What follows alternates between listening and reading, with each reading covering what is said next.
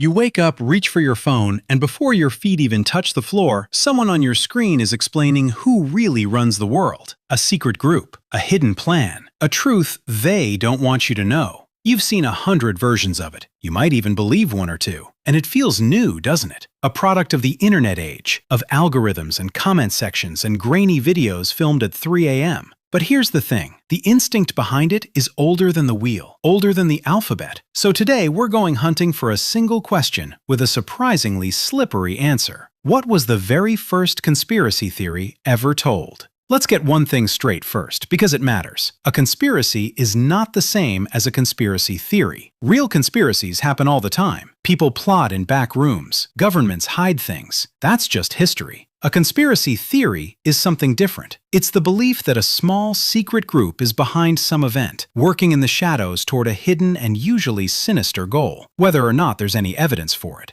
And the word itself gives away just how old the idea is. Conspiracy comes from the Latin conspirare, which literally means to breathe together. To plot was to breathe as one, close enough to whisper. That's not a modern image, that's a Roman one. So let's start in Rome. The year is 64 AD.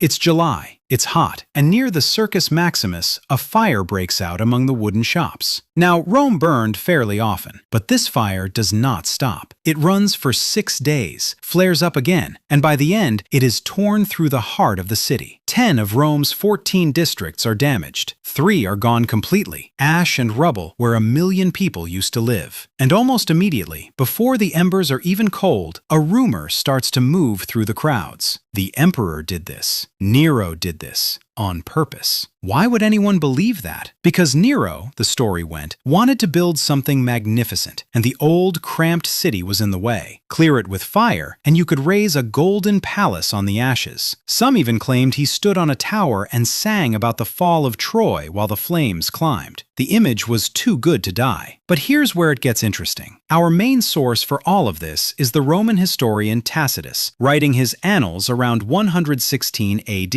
roughly half a century after the fire. And Tacitus is careful. He reports the rumor that Nero was responsible. Then he reports that Nero was away in Antium when it started, that he rushed back, opened his gardens to the homeless, and organized relief. Tacitus, in other words, hands us both the conspiracy theory and the reasons to doubt it in the same breath. A historian side-eyeing his own sources 2,000 years ago. And then Nero does something that should feel horribly familiar. Faced with a population convinced he's the villain, he needs another villain. So he picks one. A small, strange, unpopular new religious group on the edges of the city, the Christians. Tacitus tells us Nero blamed them for the fire and had them punished with staggering cruelty. Think about the shape of that move. An accusation lands on the powerful. The powerful deflect it onto a hidden group supposedly plotting against the natural order. A conspiracy theory answered with a conspiracy theory. If that feels modern, it's because the pattern never really changed. Only the costumes did. But is Rome really where it starts? Because if we keep walking backward, the trail doesn't stop. It gets older. Go back another 5 centuries to Athens, 415 BC. The city is about to launch the largest naval expedition it has ever assembled, sailing west to conquer Sicily. The harbor is crowded with ships. The mood is electric, tense, enormous. And then, one morning, the city wakes up to find that overnight, someone has gone through the streets and smashed the faces off the Herms. The Herms were stone pillars that stood outside homes and temples, carved with the head of the god Hermes, meant to protect travelers and bring luck. To mutilate them on the eve of a great voyage was not vandalism, it was a message, a curse. And the Athenians did not read it as a drunken prank, they read it as a plot. The historian Thucydides, who lived through this, describes what happened next, and it is chillingly recognizable. The city spirals. People become convinced this is the visible tip of a hidden conspiracy, a secret plan to overthrow the democracy itself. Informers appear. Accusations fly. Neighbors denounce neighbors. The panic sweeps up the brilliant, arrogant general Alcibiades, who was accused not just of the Herms, but of mocking the sacred mysteries at drunken parties. He's sent off to war under a cloud of suspicion, then recalled called to stand trial, and instead, he defects to Sparta, Athens' deadly enemy. A single act of vandalism, filtered through the machinery of suspicion, helps unravel a war. Thucydides, writing in the 5th century BC, isn't just recording gossip. He's documenting how fear turns a crack into a conspiracy. So now we have Athens, older than Rome. But notice what we're actually finding. Not a single first theory sitting neatly at the beginning of history. We're finding the same reflex again and again, as far back as the written record goes, which raises a darker, more interesting possibility. What if the first conspiracy theory wasn't written down at all? What if it's not a historical event, but a feature of the human mind, something we brought with us out of the deep past? This is where modern research turns the question inside out. Because if conspiratorial thinking is everywhere in history, maybe the real question isn't when, but why? Why are our brains so ready to believe that someone, somewhere, is pulling the strings? In 2008, two researchers, Jennifer Whitson and Adam Galinsky, published a study in the journal Science with a title that says almost everything. Lacking control increases illusory pattern perception. In a series of experiments, they made people feel a loss of control. Small things, recalling a powerless moment, facing random feedback. And then they measured what those people saw. The result? When people felt they'd lost control, they started seeing patterns that weren't there, shapes in random static, connections between unrelated events, conspiracies in coincidence. The mind, deprived of control, reaches out and manufactures order, because a hidden pattern, even a frightening one, feels safer than pure chaos. Psychologist Michael Shermer has a pair of words for this: patternicity, our tendency to find meaningful patterns in meaningless noise, and agenticity, our tendency to assume that a pattern was made on purpose by some agent, some intending mind. Put those two together, and you have the raw engine of every conspiracy theory ever told. Step 1. See a pattern in the chaos. Step 2. Decide someone made it that way. Your ancestors ran that program on rustling grass and moving shadows, and the ones who assumed a predator, rather than the wind, were the ones who survived to become you. The wiring that once kept a body alive on the savannah is the same wiring that, today, turns a bad news week into a grand hidden plan. Researchers like Jan Willem van Prooyen at the Free University of Amsterdam have spent years mapping exactly this, and the picture that emerges is consistent. Conspiracy beliefs rise when people feel anxious, powerless, and uncertain, when the world stops making sense and they're desperate for it to mean something. It isn't a defect that showed up with the internet. It's an ancient coping mechanism, wearing a new outfit, which finally tells us something honest about our original question. The first conspiracy theory wasn't Nero and the fire. It wasn't the smashed Herms of Athens either, even though those are among the oldest we can still read. Those are just the earliest ones that happen to be written down by someone careful enough to keep the record. The real first one is older than writing, older than cities. It was almost certainly whispered around a fire, in a language we'll never recover, by someone who looked at a run of bad luck, a failed hunt, a sudden death, a season of storms, and decided it could not simply be the world being the world. Someone was behind it. Someone always is. And here we are. Same species, same wiring, staring into a glowing rectangle instead of a campfire. The scenery has changed almost beyond recognition. The reflex has not moved an inch. When you feel the ground shift under you, when the news is frightening and the causes are invisible and nobody seems to be in control, some very old part of you still leans forward and murmurs the oldest story we know. It's not random. It's not chance. Somebody did this on purpose. That voice kept your ancestors alive. It also, now and then, burns down the city. So the next time your thumb stops on a video promising the hidden truth behind everything, you don't have to believe it, and you don't have to feel superior to it either. Just notice the shape of it. Because you're not looking at something new. You're looking at the oldest fire in the human mind. Still breathing, still burning, still whispering the same 3 words it whispered before we had words for them at all. Someone is hiding.